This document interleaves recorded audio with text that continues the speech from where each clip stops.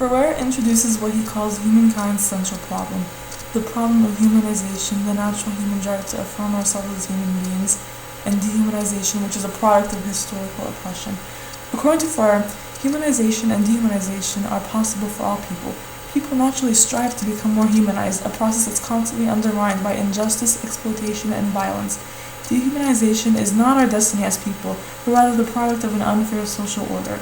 Because of this, the most important task of oppressed people is to liberate themselves and their oppressors from an unjust system. Freire helps us to understand ourselves as human beings. He directly links liberation with human identity and oppression with a damaged sense of self. There is a constant tension between people struggling to become themselves and an enemy who actively hinders them in doing so. Most people who try to help oppressed people do so in bad faith, rather than trying to help, according to Freire. They try to help, but do not help earnestly because they don't know the best way to do it. Freire describes the characteristics of a traditional Western classroom. He focuses on its narrative aspects. The teacher is a narrating subject, with students who are passive. The teacher's narration of the facts that he or she is teaching is disconnected from the student's life experience, and students memorize these facts without understanding their full meaning of context.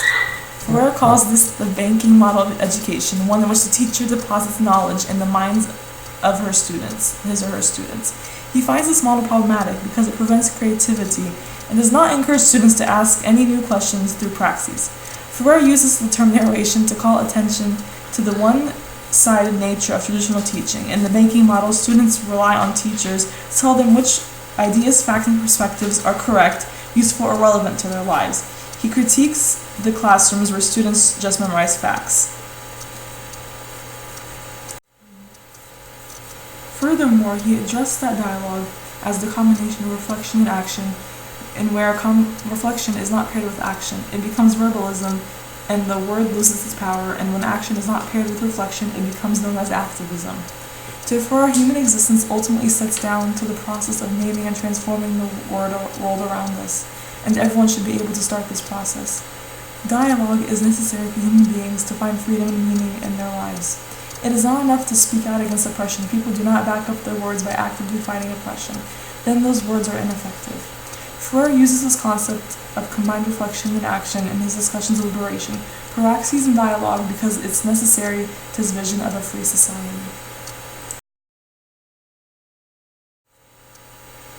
According to my point of view, after reading Freire's, I've decided that this is one of the most powerful messages to those who believe in the social justice and wish to somehow work with the poor and oppressed to seek liberation.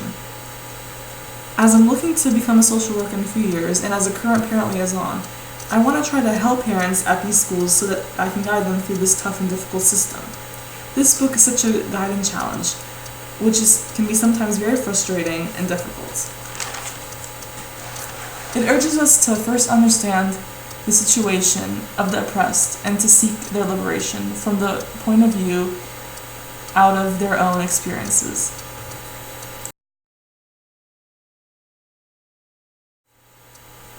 Freire admonishes us to not assume that as educators or people looking to be social workers, activists, or organizers, that we can liberate or empower the oppressed. The second crucial point is to understand, learn, think about, and put into action the notion of praxis, which is a severe idea of always linking theory, action, and reflection in working for a progressive liberation, social change.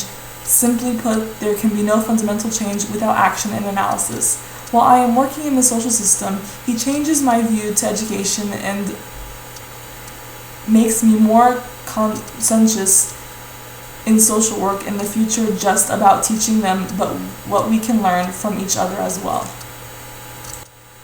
At the end, despite the pros and cons, Freire gives us a hook to explain a completely different way of teaching, a way that both includes the teachers and the teachers' brains. This highly ethical and pedagogical book explains also the importance of asking why and how. It helps us to make sense of the world around us. Just as oppression exists outside the classroom, a pedagogy that builds us from the experience of the oppressed to alter a society around us for the better.